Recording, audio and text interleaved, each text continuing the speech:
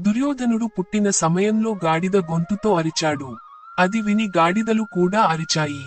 అలాగే నక్కల అరుపులు, కాకులు, రాబందులు మొదలైన పక్షుల ఏడుపులు, తుఫానులు వీచడం వంటి దుష్ట శకునాలు ఆ సందర్భంలో కనిపించాయి.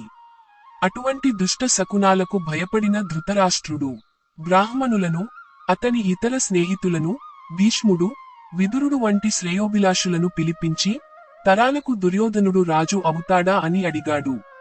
ధృతరాష్ట్రుడు ఆ ప్రశ్న అడిగిన వెంటనే ప్రపంచం మసకబారడం, నక్కలు అరుపులు వంటి దుష్ట శకునాలు మళ్లీ కనిపించాయి.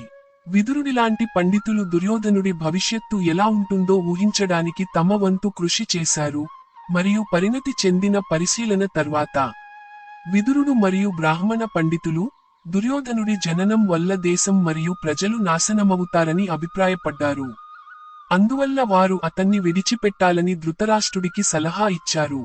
కాని తండ్రి ప్రేమ ధృతరాష్ట్రుడిని ఆ సలహాను అంగీకరించడానికి అనుమతించలేదు.